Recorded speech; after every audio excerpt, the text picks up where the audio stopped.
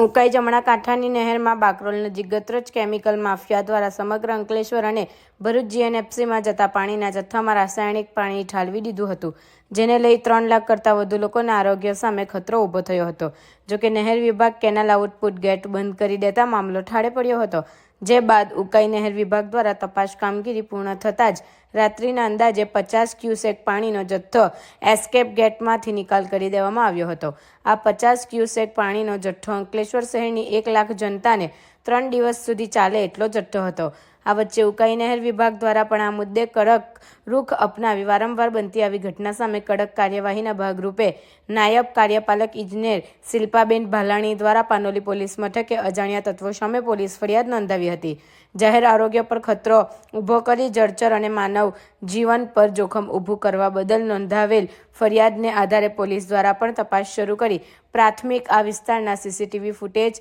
Technical surveillance સાથે data analysis કરી human ઇન્ટેલની team active કરી તપાસ શરૂ કરી હતી। જીપીસીબી દ્વારા પણ માછલાના મોત પાછળના કારણ અને સ્થળ તપાસના નમૂનાના રિપોર્ટની રાહ જોવામાં આવી રહી છે, જે આવ્યા બાદ આ મુદ્દે તેના દ્વારા પણ ટેકન ઓફ એક્શન લેવામાં આવે કવાયત શરૂ કરી છે। ઉકાઈ જમણા કાંઠા નહેર વિભાગના નાયબ કાર્યપાલક ઇજનેર શિલ્પાબેન ભલાણીએ જણાવ્યું હતું કે આ બાબત ગંભીર છે, એ માટે જ પોલીસ ફરિયાદ કરી છે, તેમજ લોકોના આરોગ્યને ધ્યાને લઈ ગત રોજ 50 ક્યુસેક જેટલું પાણી એક્સેપ ગેટમાંથી બહાર કાઢી નાખવામાં આવ્યું છે અને 2 દિવસ નહેર બંધ રાખવામાં આવી છે, જે બાદ મંગળવારથી રાબેતા મુજબ જથ્થો પુનઃ શરૂ કરવામાં આવશે અને આ 2 દિવસ દરમિયાન આપવામાં આવનાર પાણી અંગે પણ વધારાનું પાણી આપવાનું આયોજન કરાયું છે।